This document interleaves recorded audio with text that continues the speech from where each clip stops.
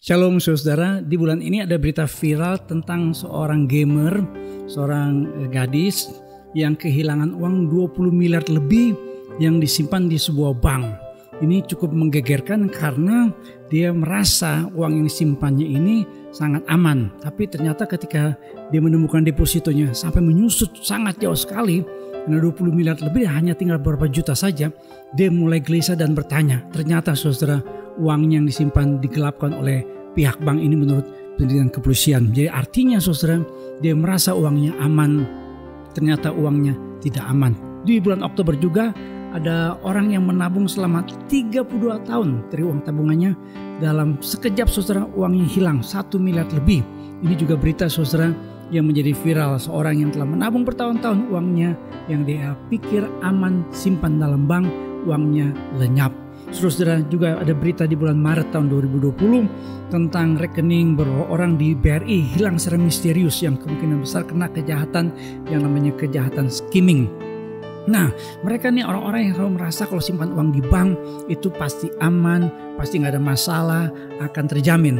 Saudara, ternyata mereka menyimpan uang di bank, uangnya tidak aman. Tuhan Yesus pernah berkata dalam Matius 6 ayat 19 sampai dengan ayat yang ke-20, janganlah kamu mengumpulkan harta di bumi ngengat dan karat merusakkannya, dan pencuri membongkar serta mencurinya, tetapi kumpulkanlah bagimu harta di sorga ngengat dan karat tidak merusakkannya, dan pencuri tidak membongkar serta mencurinya. Saya tidak mengatakan bahwa kita tidak boleh menyimpan uang di bank atau menyimpan harta benda kita. Saudara memiliki harta benda, saya selalu mengatakan saya tidak mengajarkan tentang namanya konsep asketisme, di mana orang tinggalkan semua yang namanya hal-hal materi, harta benda, kekayaan. Kita hanya pakai baju putih-putih, kita mengumpul di sebuah daerah yang terpencil dan nyanyi lagu Oh Yerusalem kota mulia. Saya tidak mengatakan demikian saudara, tetapi firman Tuhan katakan harta yang paling aman yang kita miliki adalah harta di sorga. Yaitu apa? Bicara tentang keselamatan kita. Efesus pasal 1 ayat yang ketiga berkata, terpujilah Allah dan Bapa Tuhan kita Yesus Kristus, yang dalam Kristus telah mengaruniakan, telah melimpahkan segala berkat rohani di dalam sorga. Ungkapan dalam Kristus telah mengaruniakan kepada kita segala berkat rohani dalam sorga itu karena kenapa? Karena Bapa di sorga memilih kita. Yesus Kristus oleh darahnya yang kudus menebus dosa kita, dan Roh Kudus dimeteraikan dalam hati kita sehingga kita memiliki kepastian keselamatan. Saudara, dengan kata lain, harta yang paling aman yang harus kita miliki adalah keselamatan kita. Harta di dunia tidak pernah abadi, tidak pernah aman. Tetapi saudara, kalau kita telah menerima keselamatan dalam Kristus Yesus, kita memiliki berkat rohani yang tersimpan dengan sangat aman di sorga. Maka itu adalah sukacita kita. Terpujilah Allah yang telah menyelamatkan kita. Saudara, bagaimana kita memiliki harta yang kekal di sorga itu? Lihat gambar ini, saudara harus menerima dan percaya Tuhan Yesus. Oleh salib Kristuslah kita diselamatkan. Perbuatan baik, agama, moralitas tidak bisa menyelamatkan kita. Pertanyaannya, bagaimana dengan diri kita?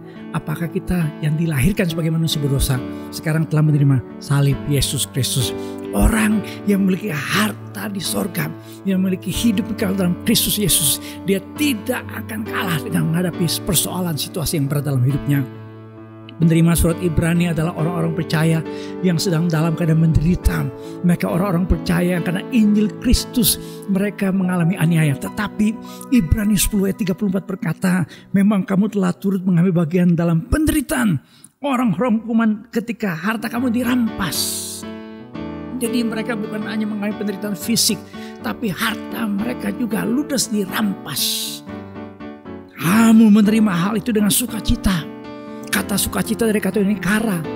Kara itu bukan santan dalam kotak ya ibu-ibu, tetapi keselamatan dalam Kristus.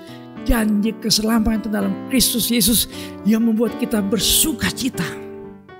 Alkitab berkata, sebab kamu tahu bahwa kamu memiliki harta yang lebih baik dan yang lebih menetap sifatnya. Because you knew you had something better, something that would last forever.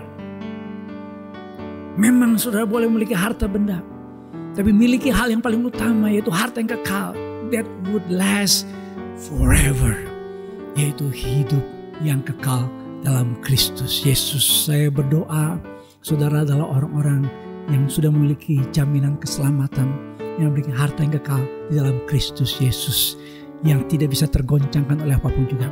Ini sukacita kita sebagai orang-orang percaya. Haleluya, puji Tuhan. Bapak Ibu sekalian, kita tetap beribadah dengan 2 format. Ada ibadah pagi yang bisa diakses jam 6 pagi, ibadah live streaming jam 10. Dan kalau sudah diberkati dengan pelayanan dari GBI Ebenezer, saudara share the link, bagikan, kirim kepada banyak orang di grup-grup WhatsApp, daripada kirim hoax-hoax yang gak jelas. Kirim link pelayanan kita, saudara. Maka saudara pasti jadi berkat, diberkat untuk jadi berkat.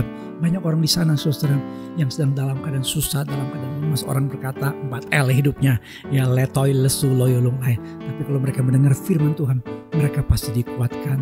Ibu-ibu, hari Sabtu ini ada ibadah khusus buat ibu-ibu, di mana Ibu Pendeta Silvaniso akan berbicara tentang grateful heart.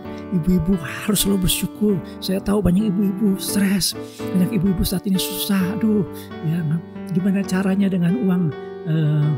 Ya suami kasih uang sama istri, mah bisa nggak nih cukup? Ya nggak, 50.000 buat sebulan. Istrinya berkata bisa. Ya buat sebulan, langsung dia beli kalender. Nah ini kalender buat sebulan. Ya, jadi ada banyak ibu-ibu yang juga mungkin stres, tertekan. Tapi ibu-ibu ajak ibu-ibu yang lain, dengarkan firman Tuhan ya, yang dibagikan, yang dibawakan oleh Bu Silvaniso. Anak-anak jam 9 pagi ada ibadah khusus. Anak-anak harus kuat dalam Kristus supaya mereka, kita sebagai orang tua tanggung jawab untuk membesarkan anak kita dalam takut akan Tuhan. Juga orang-orang muda jam 3 sore tetap harus beribadah supaya apapun yang kita kerjakan semuanya memuliakan nama Tuhan. Terpuji nama Tuhan kekal selama-lamanya. Mari saudara jemaat Tuhan tetap ikuti protokol kesehatan pemerintah, tetap mengikuti aturan pemerintah dalam protokol kesehatan, selalu menjaga jarak, selalu mencuci tangan, selalu pakai masker ya. Ini maskernya selalu kita pakai masker dan selalu meningkatkan imun dan iman. Tuhan memberkati.